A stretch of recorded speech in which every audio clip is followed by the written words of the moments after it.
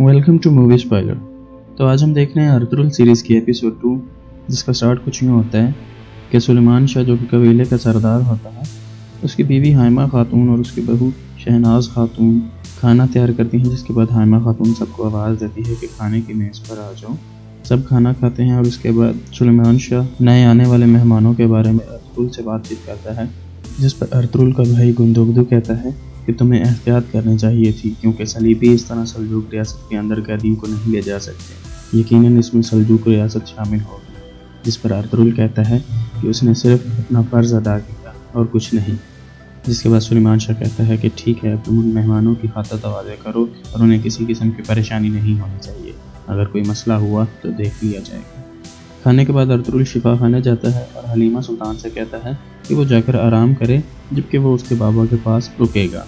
तभी रात के पिछले पहर अर्तुगरुल को वहाँ किसी की मौजूदगी का एहसास होता है। इस पर अर्तुगरुल शिफा खाने से बाहर निकल कर देखता है, लेकिन उसे कोई भी नज़र नहीं आता।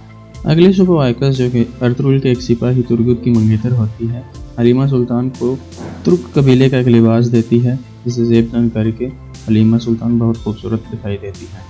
जिस पर आयकस उसकी तारीफ करती है और हलीमा सुल्तान इस पर उदास हो जाती है। अगले सीन में कारा तोयगर दिखाई देता है, जो कि उस जगह पर मौजूद होता है जहां सलीबियों पर हमला किया जाता है। उसके बाद वो वहां पर देखता है कि वहां पर मौजूद लाशों में से एक लाश कमांडर टाइटस के भाई की भी है, जिस पर वो और गुस्सा हो जाता है कि अब हमें कमांडर टाइटस से भी निपटना पड़ेगा।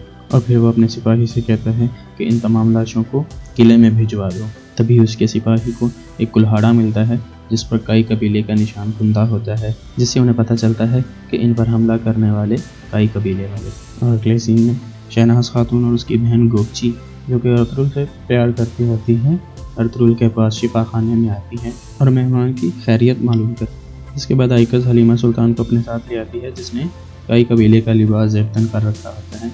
और उसके बाद अर्तुगरुल उसको लेकर शिफा खाने में चला जाता है। और फिर शहनाज खातून अपनी बहन गोपची से कहती है कि देखो, इस लड़की ने तो अर्तुगरुल पर जादू ही कर रखा है, तुम बस देखती ही रह जाओगी।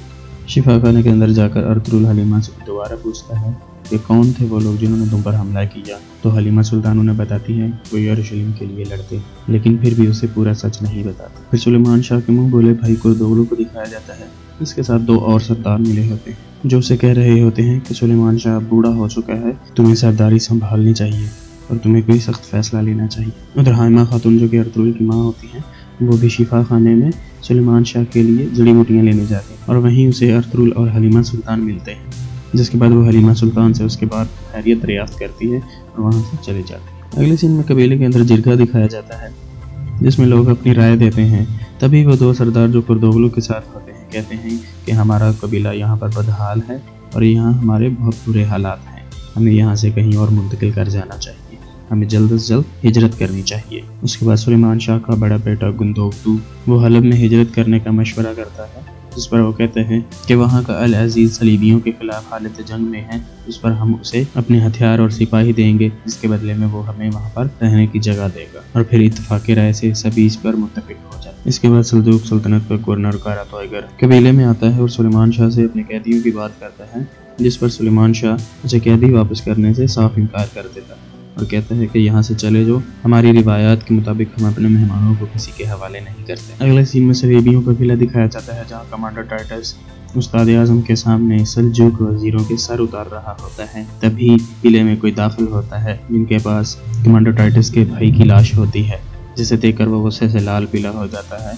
और उसका बदला लेने की बात करता है। और फिर अर्तुगरुल कबीले से बाहर अपने घोड़े पर सवार कहीं जा रहा होता है, जिसे उसका भाई गुलदारू रास्ते में रोककर अपने फैसले पर फिर से सोचने की बात करता है और कहता है कि मेहमानों को वापस कर दिया जाए, क्योंकि सल्जूक रियासत के साथ दुश्मनी बिल्कुल भी अच्छी नहीं होगी, ये कबीले को तबाह कर देगी। अगले सीन में कुर्दोगलू सुलेमान शाह के बड़े बेटे गुंदुगदु के साथ बैठा होता है और उसे बताता है कि तुमने हलब जाने के लिए एक अच्छा मशवरा दिया, तुम हलब सफ़ीर बनकर जाओ और तुम एक अच्छे जानशीन बन सकते हो। और वो ये सब कबीले में फूट डालने के लिए कर रहा है। जिसके बाद अगले सीन में अर्तुगरुल बाहर जाने के लिए अपने घोड़े को तैयार कर रहा होता है। तभी हलीमा सुल्तान उसके पास आती है और कहती है कि हम मजीद आप पर बोझ नहीं बनेंगे, جیسے ہی میرے بابا ٹھیک ہو جائیں گے ہم یہاں سے چلے جائیں گے۔ اس پر ارطغرل اسے کہتا ہے کہ چاہے پوری دنیا ہی کیوں نہ آ جائے ہم آپ کو اکیلا نہیں چھوڑیں گے۔ تو پھر ارطغرل اپنی پریشانی کا ذکر اپنی ماں سے کرتا ہے کہ اس کی وجہ سے قبیلے میں بہت پریشانی آنے والی ہے، جس پر اس کی ماں اسے بتاتی ہے کہ تم نے کچھ غلط نہیں کیا، تم نے وہی کیا جو اس وقت تمہیں کرنا چاہیے تھا،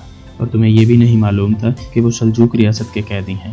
اب جو ہو چکا سو ہو چکا۔ اسی رات سلیمان شاہ ایک بہت برا خواب دیکھتا ہے، اور صبح ہوتے ہی وہ ایک تعبیر بتانے والے کو بلاتا ہے اور اسے تعبیر پوچھتا ہے، جو اسے کہتا ہے کہ اس کی دو تعبیریں ہو سکتی ہیں، یا تو کوئی پریشانی آنے والی ہے اور یا پھر آپ اپنا جانشین کسے چنیں گے۔ اور اسی کے ساتھ ہی اس ایپیسوڈ کا اختتام ہوتا ہے۔